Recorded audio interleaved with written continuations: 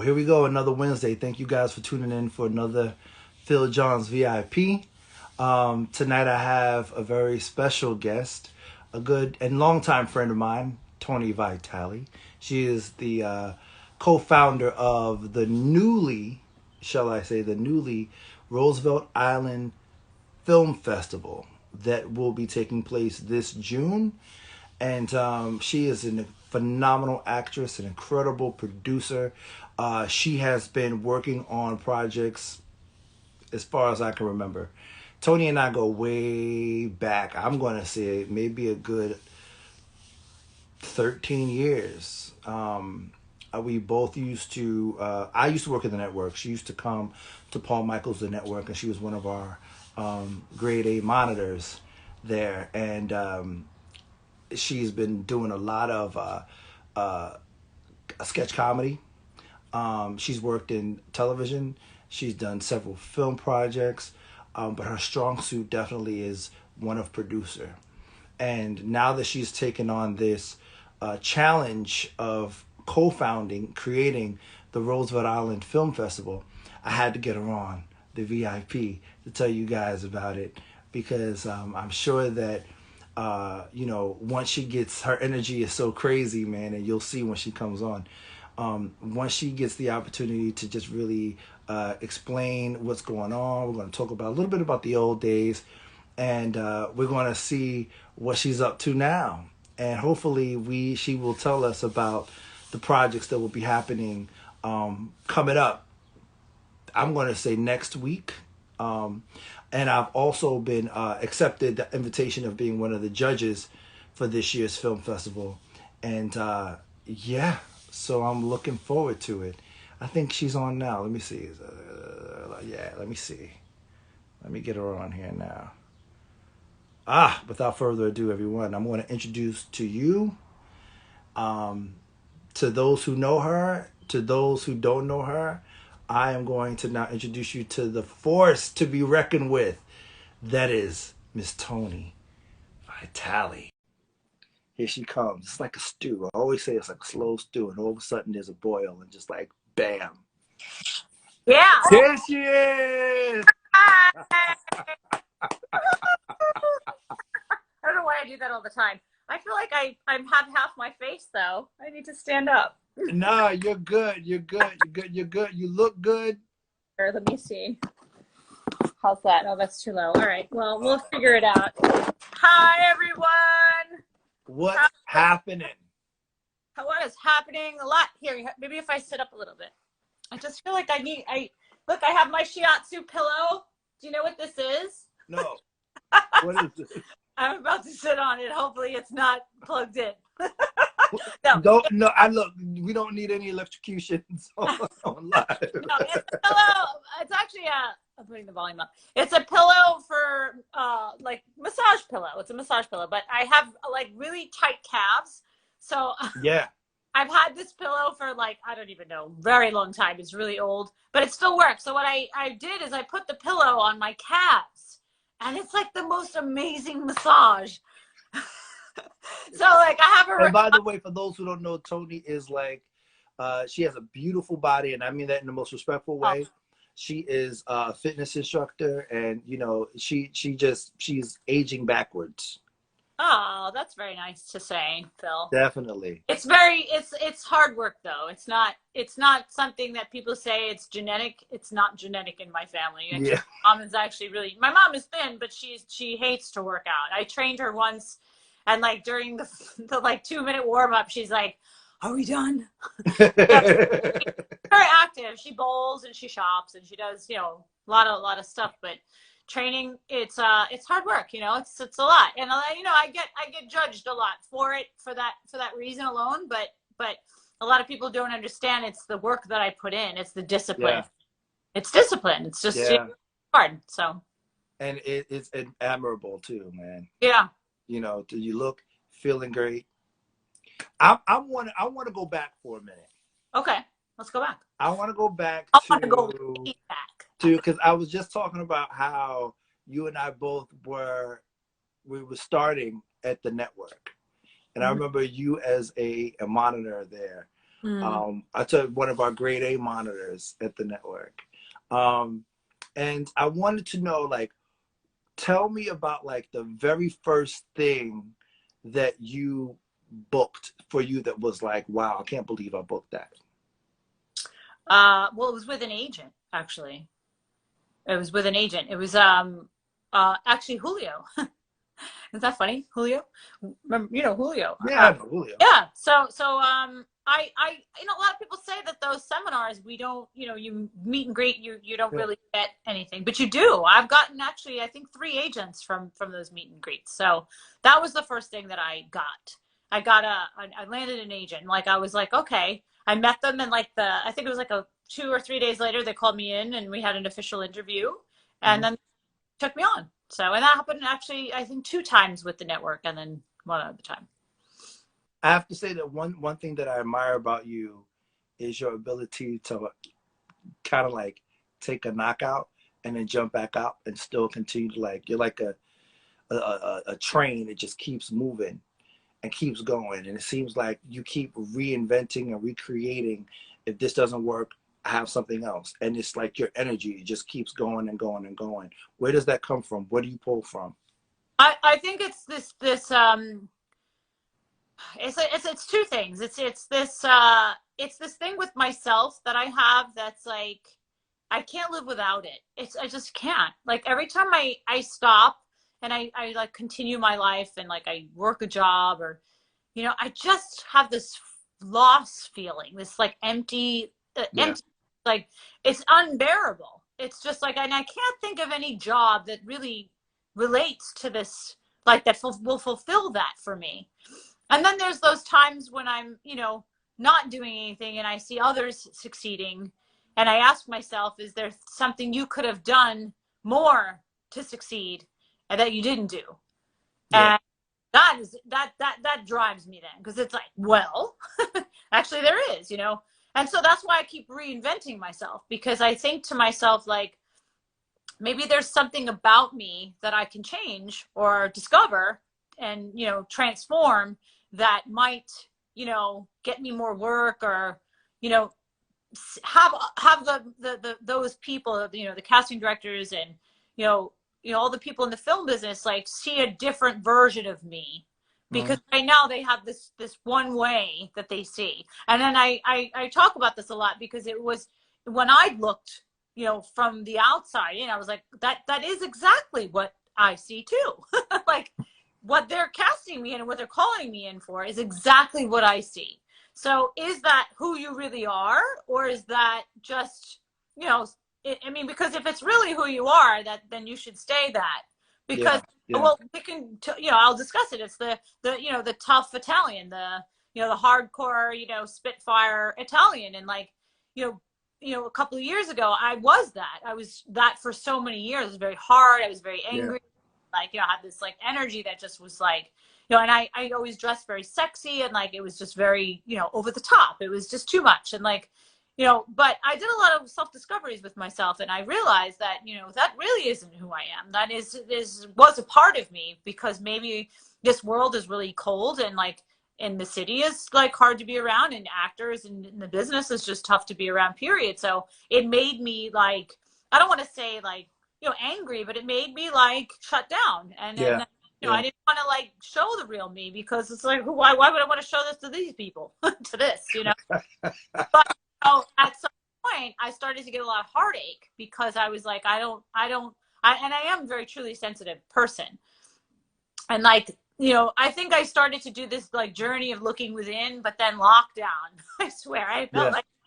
I felt like the angels, the ancestors, and the spirits like took me and like sat me down and was like, slap, slap, slap, slap. Like, you are going to learn now. And that's actually how I ended up like really discovering like this softness within myself that is just blossoming more and more. And I think now it's at this place where like I realize that it's not a weakness at all. It's Yeah. actually a beautiful thing, because for me as an actor and an artist, what you see is not what you get. So and I recreate my look and I soften myself up a lot more and I show you that there are other things that I can do. And that Spitfire Italian, I mean, she's still there. She's always Yeah. like, Yeah. she ain't going nowhere, especially if you cross me. It's like, I had a conversation with someone saying, well, other actresses who have actually been on the VIP, and they say that all the characters are all different aspects of me. These parts of me are real people who do exist. mm-hmm. I just give a chance to bring them to life. Yeah. Yeah. I agree. And I don't feel like I've been, well, it's not that I even haven't been given that opportunity. It's that I never discovered that within myself. Yeah. You know what I mean? So I think that's the most interesting thing right now is that, and that's why I know this time around for me is going to be different because I'd rather not be out there in the world. Like, I want to be doing and spending every waking moment right now doing something that's fulfilling to me. Right. That like, I feel guilty if I'm doing something that's not productive or it's not going to make me money or it's Same not here. going to push me forward in any direction. It's like, it's like I used to dilly dally a lot. Like I had a really bad habit of doing that. I was a little lost. Like I was just like, it's interesting because I worked this job 5 years ago with this man who is one of the managers at this facility that I worked at. And he was a filmmaker and he used to talk to me about filmmaking all the time. And I remember sitting in that chair and being this like, this girl that just like knew she had a guide somewhere, but like couldn't find it. And like, we would spend like half an hour and then an hour sitting and talking to filmmaking anyway. Right. Right. It's 5 years later. I've not spoken to him since then because he changed facilities and he called me to see if, how things were doing and if, I wanted to come teach some classes or whatever.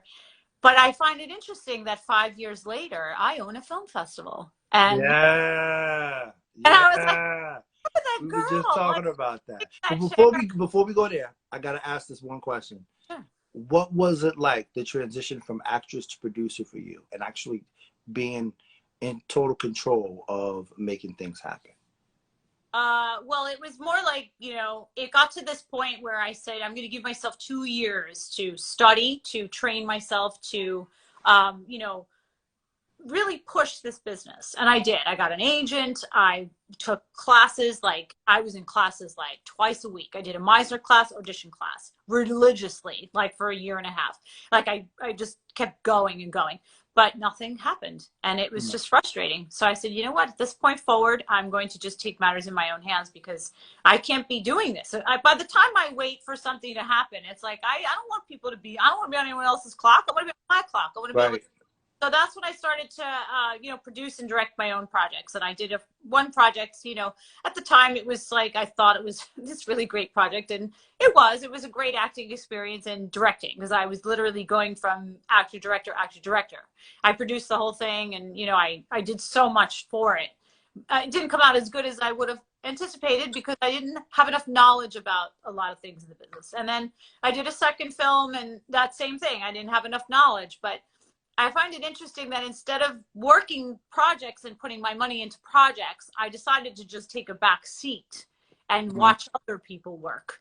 And that's now how I've become who I've become and can now understand what makes a really good independent film.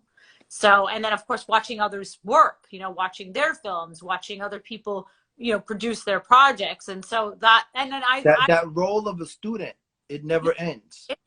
It's like, and I find it interesting that when I was, that quote, when you're ready, the teacher will appear. Right. Ready, the teacher will appear. And I work with this production company called Shake the Tree Productions. And I, saw this ad for an intern. I told you about it. Yeah.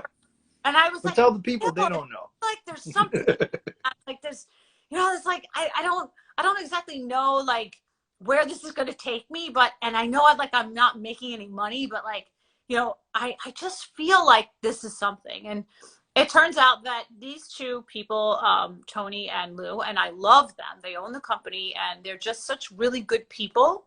Mm-hmm. And I worked on this pilot with them recently for The Undesirables. And I was doing set design because they were like, we'll just find a job for you and And it was my first time, learning set design. And I watched them. I watched her produce, and she's amazing. Like, she's just amazing. Yeah. So knowledgeable in the business. And like, you could ask her any question. She knows, she knows, she knows, she knows. And like, that's the type of woman I want to be. And somebody told me that, like, you have to meet somebody who admire you're so inspired by that. Yeah.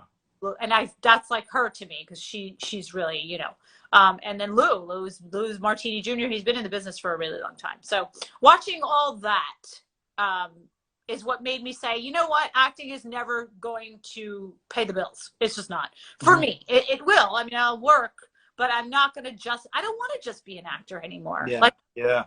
it's very interesting that I just don't want to be an actor anymore. Like, I love filmmaking. I love directing. I would say acting and directing are my two things. And now, of course, I'm going to... You know what it is? It's the creative process. I love the creative process. I like to see it come together from start to finish. What is the old saying? It's like, it's the film that you think about, you conceive. It's a film that you write. It's the film that you shoot. Yeah. The one that you edit. Yep. The whole time, it's taken on a life of its own. Yeah. Right? Don't you see it in your mind? I still feel like I need... There we go. Okay. You got it? I know. I'm like, I feel like my head's like... No, you're good. You're good. Yeah. And I think that's they always say, like, when you write your own stuff, like, you have to, like, learn how to not direct anymore. Like, be the actor or the director. Like, you don't have to just... But I don't feel that way yet. I'm not ready to let go of that yet. I love directing. Like, I love directing. I love acting. And those are the two things I love. I love writing too. But the film festival, the Roosevelt Island Film Festival, the birth of that film festival. Tell us how it all came about. Well, I've been to a bunch of film festivals, and I think firsthand, it's funny because most people that don't understand that I've been doing a lot of homework. Yeah. Like, they don't know that part because I don't really advertise it much. Like, I've become this person that I just don't feel the need to show people anything anymore. It's not about that. It's about just doing my thing, and when I feel like sharing, I share, or I make everyone think I'm just TNA. I always say, wait until the deadline article drops. There you go. That's when you know. I've been to a bunch of festivals, and I love the process of the festivals. I never really thought I'd own one. Like, I didn't, and then I was thinking about it. I'm like, I would love to own a film festival. That would be really cool. Like, but I wouldn't even know what to do with a film, like how to do it. I don't even know where to start. Like, what do I call it? Where do I have it? Like, so I went to the Hamptons International Film Festival. And there was this man, Roberto, who actually owns the film festival there. And I just was talking with him, and I was like, I just didn't know where to have it. He said, well, first you have to find a location of where you want to have it. And he suggested Roosevelt Island. He was like, nobody has anything there. It's really cool there. There's the tram, and, you should go scout it out. Go see if you can have it there. And so I didn't go because it was just like, one of my weaknesses. It says, Toni, you need to go to Roosevelt Island to see if you... That was the thing. So one day I was on the F train, which I take all the time because I was working, and I was always taking the F train.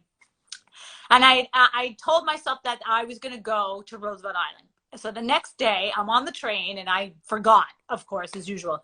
But then someone on the train said, oh, we have to get off at Roosevelt Island. I was like, oh, Roosevelt Island. I was like, I'm supposed to go there today. I'm going today. I'm going to go there today because I said I was going to go there today. Right, and I never person. So I went there, and I searched. I asked around. I was like, do you know where, like, there could be a venue here, like, or somewhere I could have this festival, like, because I'm looking for this festival. And nobody knew anything. They said something about Cornell Tech. Right. And I went over there, and nobody knew anything. And then I was like, I got a shake, and I was just like, all right, well, I tried, maybe I'll go Google something. So I posted something about it, and Daniel Giordano is someone that I've worked with in the past. He's a director and a writer, and I worked on one of his projects. And he commented and said, oh, I live here. I was born and raised here. Maybe I could help you find a place to have it. So I was like, okay.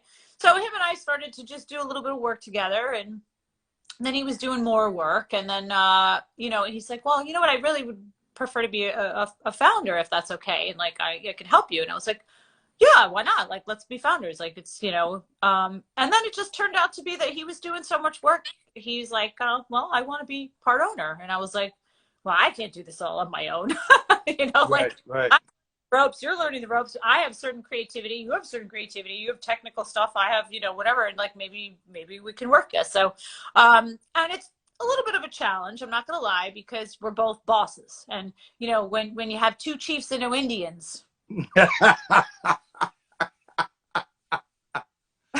And Toni is a boss. Oh yes, I am. No but doubt. I'm not like, I've watched myself direct, and I think it's helped me a lot understand a lot about myself. Like I come across, and I watched others do this too. It's this passion that you have behind your work, and when it comes out harsh sometimes. It's not meant to be that way. It's just because it's never personal. Yeah, absolutely. Never personal. But it can be if you're another person. And so when I was watching myself be like that, it bothered me, because I said, you know what, I don't seem appreciative of the people that I'm working with. And I have to learn how to adjust that. Right. So I've been doing a lot of that. And now I see it in everybody. Like, I'm like, there's a way to say what you're saying. It's not what you're saying. It's about how. I'm a Leo. We're both fire signs, so it's been a practice for me as well. Yeah, like someone asked me to work on a project, and it just wasn't for me. And I don't want to, I'm not going to be one of those people that's like, oh, blah blah. I just told him straight out, like, hey, thanks for me, but this really isn't for me. And maybe somebody else can help you out. That's and that's it. So I'm trying to be the boss and stand my ground, because I have to, as a woman, especially. But at the same time, not come across as someone who's, being aggressively bossy. Right.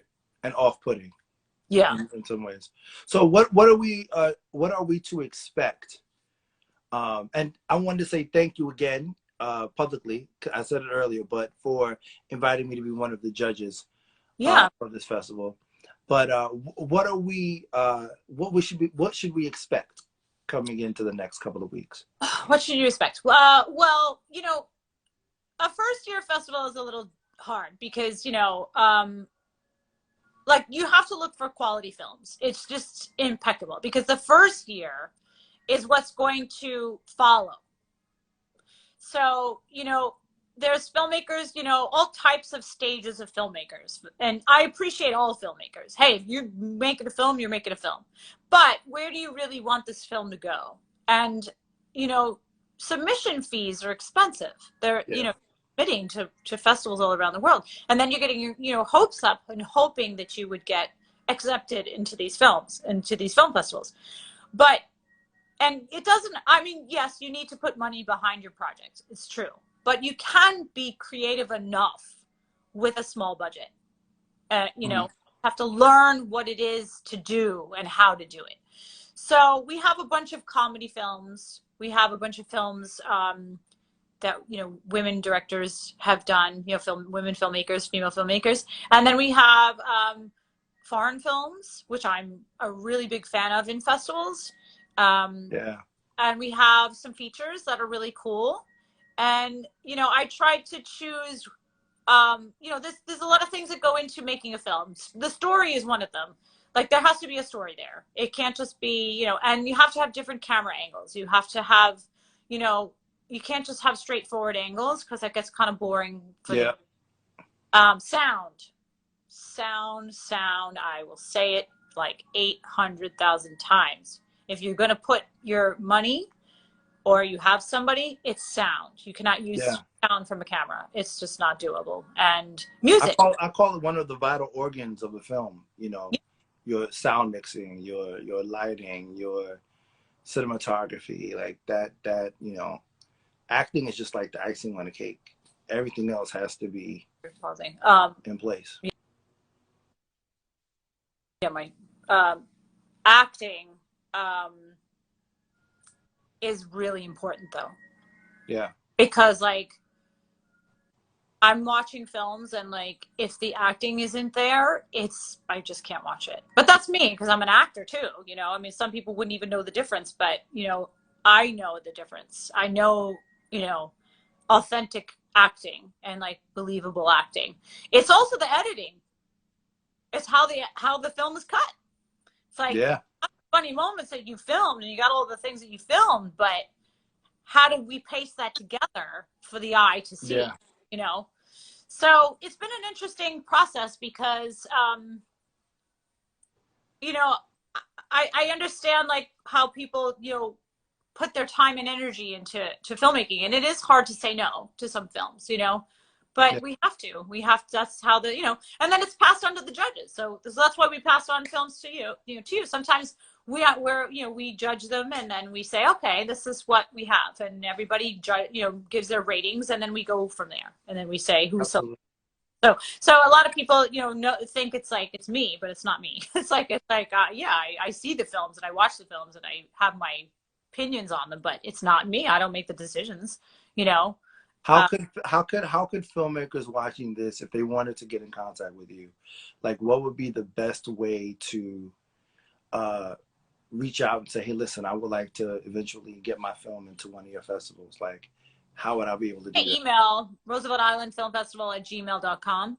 We've had a lot of emails come in from filmmakers asking for waivers, and you Yeah, know, in fact, I at some point I was like, you know what? Let me go back into the, like, Dan suggested it. He was like, why don't you, you know, if you really want some of these, you know, international films, like, why don't you go back into the emails and see what we've got there? yeah, And I did, and I actually we found one that was amazing. yeah.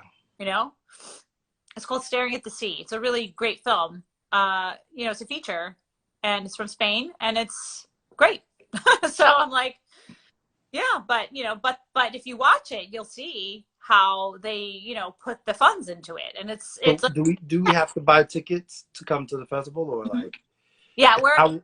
tickets on Eventbrite. And what we're doing right now is we prefer everybody to go through Eventbrite, because then it gives us a kind of a count as to who's coming when. They are still doing a little bit of the COVID um, protocol thing, you know, like so Okay, thing, but not really. I mean, we're full capacity still, but we're wearing masks. We are still wearing masks during the filming, and you know, we're going to make sure everybody has some space. So we will sell tickets at the door, but we prefer everybody to, you know, to buy them on Eventbrite.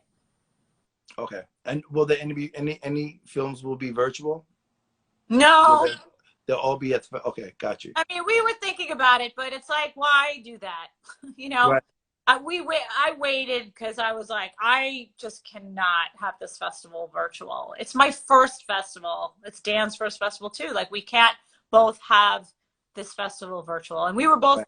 against it. So, you know, I just felt like, um, you know, if we're gonna have it live, let's just have it all live. What are you hoping that people walk away from this festival from? What do you think? What are you hoping the takeaway will be? I want the experience to be there. I mean, first of all, it's going to be a great experience to begin with because we're back. Yes. I, I'm going to be on a red carpet again? What? As the owner of the festival. Yeah, as the owner of the festival. So it's like a big deal for me. You know, it's like, Yeah. the greatest thing is I don't have to buy any dresses. I have so many dresses that I bought and like still sitting in my closet. I'm like, I'm not spending any money. And I just went through my shoes. But what do I want them to experience? Like, my word for the festival was classy. I want a classy festival. I want, you know, talented, professional filmmakers and people who are, you know, coming to see to see. I've been to a film festival where people were drinking wine, they were loud, they were going to the bathroom back and forth. This one guy in front of me, oh my god, I'll never forget it, because me and me and my friend Judith were like we were hiding our heads because we couldn't believe that these people were doing what they're doing during a film screening. Like, it was so rude. So this one guy in front of us, I could believe it. he got up to go to the bathroom. He came back. He got, I guess maybe doing drugs. I don't know. But what the thing was, is he went like the fourth time, and all of his change started to fall out of his pocket as he hit the door. And I was just like, oh my God. Like, dude, like. That's crazy, man. Then this one girl's like, I lost my purse. Where's my purse? You know, I don't, you know, I think Oh. booze should not be allowed until like at the like Moving social around. events. What'd you say? Booze should not be allowed until like the social events. Right. Well, not why people are trying to watch the films. Yeah, that's why I said to Dan, I'm like, I don't think it's a good idea. But no, I don't agree with that. You know what I agree with? I'll tell you what I agree with. I agree with you being a particular type of human being that can contain yourself. Absolutely. That can have a sip of wine, can have a glass of wine, and says, no, I'm not going to have any more because I'm here to be professional and classy. If you're a person who knows that you get a little tipsy off 2 glasses, then only have 1. Right. Some people don't know their limits, you know. Right? No, they don't. And like, so, Toni, sorry, I'm moving around. I have my 5 what I call my Oprah Super Soul Sunday questions, okay? That I ask everybody, every guest that comes on. Oh, one more thing about the festival. I want everybody to remember the red carpet, because you have to be invited to the red carpet, though, right? No. The red carpet is for anybody that comes to the festival. You take pictures, of course. Okay. Like whenever I go to festivals, I always took a picture, even if I wasn't in the film. It was just a thing. And let me tell you that this is why I'm creating this red carpet, because I would go and I would take a picture. I'm like, I'm at the Soho International Film Festival. Like, I'm not in anything, but who cares, right? But the lighting was awful. Like, right.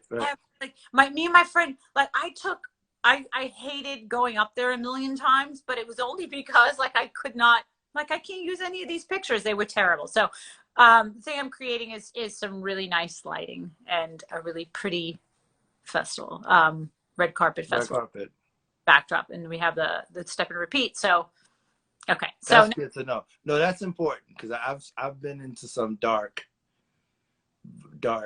I don't want to name drop the festival, but no, not at all. Well, I don't think it's. I mean, listen, it's not a bad thing. It's just I don't think they don't know. Yeah. I think that's the thing, is that you don't know. But I know from lighting and like different areas, like it's important to to be able to look your best. Absolutely. Self in front of the camera, but mainly it's the lighting and the facility as well. It could be dark. Yeah. I'm looking forward to it. Good, I am too. I'm looking forward to seeing the films actually on screen, and getting to hear some feedback and talkbacks. I miss talkbacks since we've been quarantined. Yeah. I know. So here are my questions. Question 1. You ready? Oh boy. No, they're good. They're good. They're good. What is your perception of the business now, as opposed to what it was when you first got into the business? What is the difference? How do you see it? I see it where, when I first was in the business, like it was a showy thing. Like, look, I'm here. Look, I'm here. Oh, I'm doing this. I'm doing that. I'm not writing, everyone. I'm, like step by step having to, and I remember for myself what that was for me. Right. But for me, it was an insecurity. That's what it was. It was not working on anything and having to show you that I'm still productive and being busy. But and there was a lot of that. I mean, that's why I'm laughing. It was so much of that. Yeah.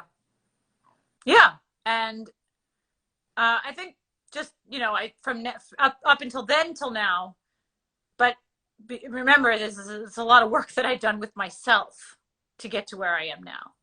And I don't need to do that anymore. I don't need to. I'm going to say this out loud, I guess, but I don't like the booked it thing.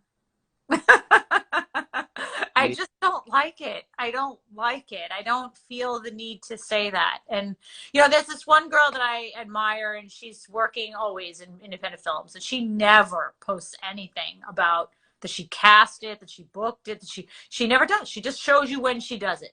And that's what I dig the most about it is when people just drop the deadline. You know, deadline when it comes out, when it's released to the masses, boom, here it is. This is the new show. I'm part of the lineup. This is what it is. I'm afraid if I say go on, I'll say something wrong. But you know what I mean? It's like it's okay. I mean, listen, if that's where you feel your journey is, yeah, that's what I'm saying. You know, then that's fine. But you know, I will say, give this one little light. Hopefully, somebody who listens hears it. It comes off very amateurish. It does. When you do that. I do. I agree. It comes across to me as like someone who needs you to validate. Yes, to see that I'm an actor. I'm an actor. Yeah. Like that's why on my Instagrams, like I don't want to always post that I'm an actor. Like I want to post the real me. I want to post other things that I'm doing or other people's. Yeah. Take a variety. I don't want to ever have you know, an Instagram. It's me. And that's why I use Toni. Actually, that's why I use this platform to do what I do, because I know that I've been in the business for years and I've seen my peers, yourself, grow. So if I have an opportunity to celebrate something that you're doing, I want to be able to do that. I mean, that'll be who I am, whether I'm working on a television show or whether I'm working at a dry cleaners.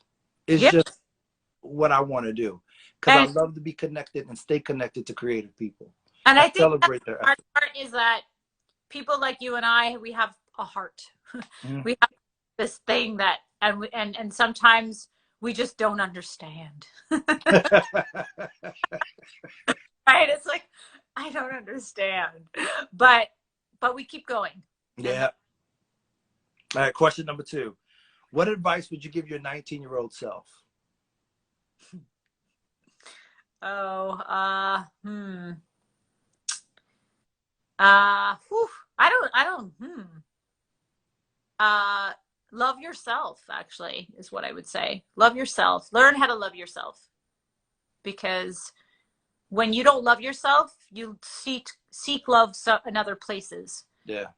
Fortunately, when you don't love yourself, you seek love in other places that are just going to hurt you and bring you heartache and make you more insecure. It's like if you're someone who's pretty or you take care of yourself, you know, people take advantage of that.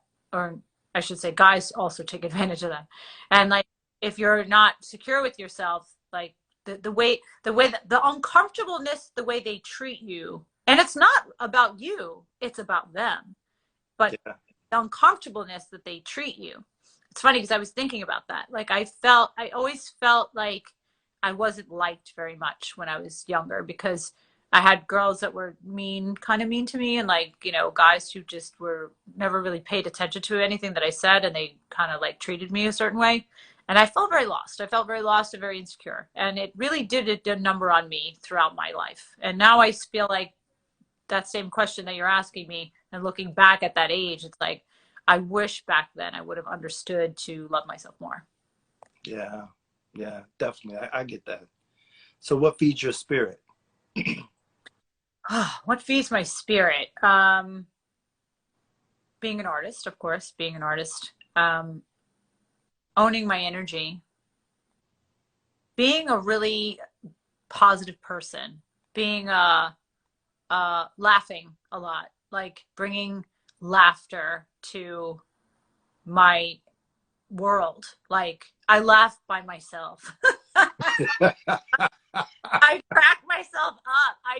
I think I enjoy, I know that some people either get this or not. I enjoy my own company. In fact, I've learned to enjoy my own company more than being out in the world, because I think that I understand myself, and, you know, I'm very sensitive to energies. And if it's not good energy, it yeah. I feel like I've been violated. Yeah. Haven't even been touched. Yeah. like their energy is just like, whoa. You know, I'm like, I love the water. I love being by the water. I same love, here. yeah, like the water when I'm on my sister's boat or like I'm, you know, anywhere by on the beach, like in the water, like I'm not really a sunbather, you know, but I like to be by the beach. I like walking the shore. I love being at the beach between 4 and 8. Like the most amazing time to be on the beach. It's the sunset's Yeah. coming, or and the water's like nice and warm, and I'm just a whole other person. My feet hit the sand, and I'm in this sundress, and I'm just like free. I just feel like this, you know, spirit, like, you know, girl that's like, It's a connection to Earth. It's connection to the universe. I mm, believe for the water. I mean, the water is where I go to pray, where I go to meditate, where I go to cry, yeah. and it pours back into me as Mm-hmm. well. What do you want your legacy to be? To be real, to be your true authentic self, because not a lot of people are. In fact, 90% of this world are not. And why are they not? Is because either they're scared of that person, or because maybe everybody around the world isn't that and they feel like they can't be that because everybody else isn't that. Yeah. Like little, you know, parts and little percentage parts of people that I talk to that I can see their real self. And then there's others that I see underneath the layers Yeah. and I learn who they are, but then they go back to that person that's not really who they are. And it's difficult because sometimes we lose the people we love. We lose people that we care about. Like I connect with people and I'm like, oh, I love this person. But then like I see you, I'm like, I can't be that. So my legacy would be is to be as real as you can, to just really own your mistakes, own your flaws, like Yeah. work though, you know, you things Yeah. you like work on, but always be truthful. If you trip, ha ha ha, like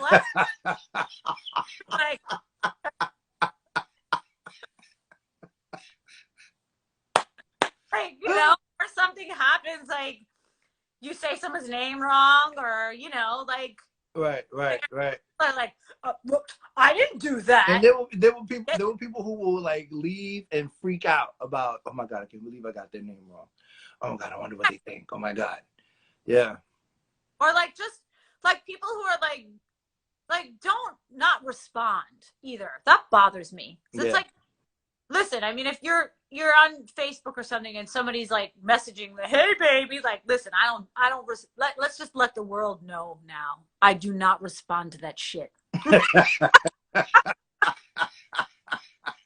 I do not. And don't think I'm stupid either. Like sending me messages thinking it's gonna try to get me to talk to you because I get what you're doing. Right.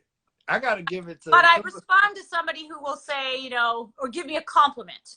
I will respond to that. I will say, thank you very much for saying that. You know what I mean?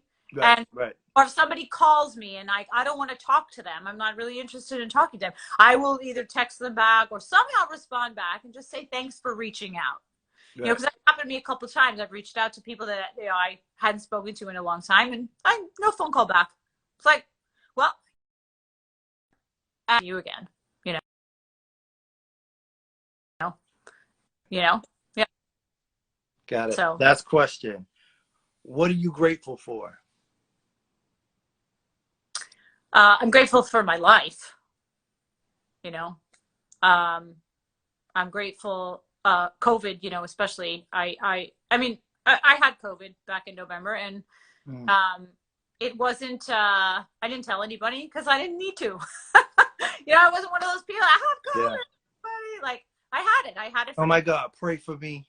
Yeah, I just didn't want to. Like, I didn't want to draw attention to myself because I'm not like that. I just didn't. Yeah, I got it. But I got I was thankful, you know, because it did affect my lungs. Like at the end of it, like I got a fever and it was like it was bad. It was bad for me. I was like, oh my God, this is like. But and then my lungs, and then I started to understand why people didn't make it through if they have, you know. So I'm grateful to the ability to work out and work on myself. You know, I'm thankful for having a roof over my head. I'm thankful for a family that loves me, that no matter what I do, they're always going to love me. I'm thankful for my strength now of understanding that some people you just cannot be around anymore. You have to be around people that compliment. Amen. And if they don't compliment you, it's not that you don't dislike them, or you just can't do it.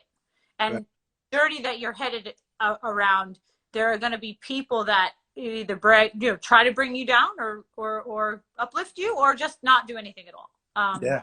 I'm thankful for the drive that I still have right now, because when you get wiser, it's a good word, you might not have as much gas in the tank. Yeah. I'm like explaining it, but it's true. But I'm glad that I am full and loaded. I'm gonna be drowned. Yeah. No, but I have that still in, and that's important too. And I am thankful for the ability to understand that the ego is evil. Yeah. The ego is going to get in your way of living a beautiful life. Yeah. So we all have a small one, and that's okay. Yeah. I think I have a small one, but to have a big one and to let it, drive you, I'm thankful that I've gotten rid of my ego. Like I'm thankful of that. And even if you, and not to say that it can't come back and rear its head, but you got to know how to check it. Mine's never coming back. Yeah. I was on that. I told you about that pilot that I was on. Yeah. Actor, and there were lots of actors. They were all the stars, and I wasn't. And I was like, you know what? It's okay, because it's just not my day today. This is not my project. I'm doing. But but I don't need. I walk around the gym now, and I see it everywhere. I belong to 2 gyms, so it's like double comedy. Here we go again.